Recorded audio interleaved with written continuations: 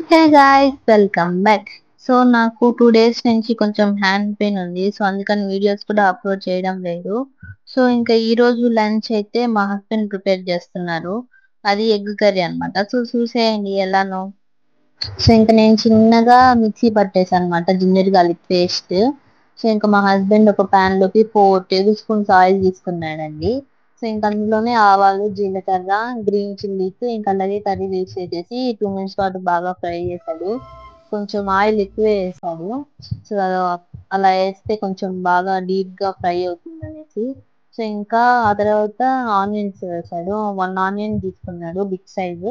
So ఇంకా అవి కూడా గోల్డెన్ బ్రౌన్ కలర్ వచ్చేంత వరకు బాగా ఫ్రై చేయాలన్నమాట. కొంచెం ఫాస్ట్ గా ఫ్రై అవ్వాలని కొంచెం సాల్ట్ యాడ్ చేశాడు అందులోనే.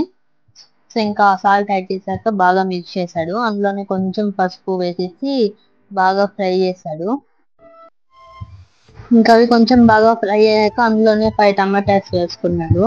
సో ఇవి కూడా బాగా మ్యాష్ అయ్యేంత వరకు బాగా ఫ్రై చేసుకోవాలి.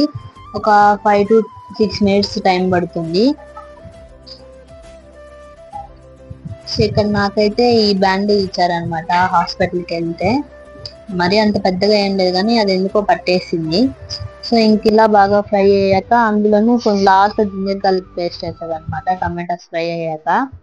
ఇదైతే కొత్తగా ఉంది వెరైటీగా, కానీ టేస్ట్ అయితే తిన్న తర్వాత చెప్తున్నాను కదా బాగా వచ్చింది. మీరు కూడా ట్రై చేయండి. వేసి కొంచెం బాగా మిక్స్ చేయాలి పచ్చివాసన పోయేంత వరకు. ఇంకా అందులోనే 1.5 tablespoon ధనియాల పౌడర్ యాడ్ చేశాడు. ఇంకా అలాగే 1 tablespoon చిల్లీ పౌడర్ యాడ్ చేశాడు. వేసాక ఇంక బాగా మిక్స్ చేయాలి. అందులోనే కొంచెం గరం మసాలా వేశాడు. ఇంకా అందులోనే కొంచెం చికెన్ మసాలా యాడ్ చేశాడు.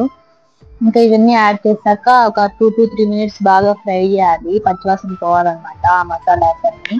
సో ఇంకా ఆ తర్వాత మీకు ఎంత అయితే అమౌంట్ ఆఫ్ వాటర్ కావాలో అంత అమౌంట్ ఆఫ్ వాటర్ వేసుకొని ఒక 2 minutes బాగా బాయిల్ అయ్యాక అందులో ముందుగా మనం బాయిల్ చేసి పెట్టుకున్నాం కదా ఎగ్స్, ఇంకా ఆ ఎగ్స్ ని యాడ్ చేసుకోవాలి.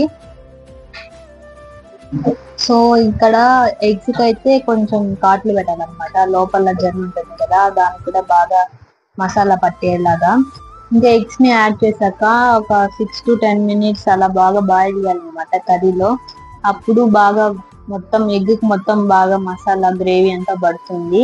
సో ఇక్కడ అయితే 8 minutes దాకా బాగా బాయిల్ చేశారనమాట మా హస్బెండ్.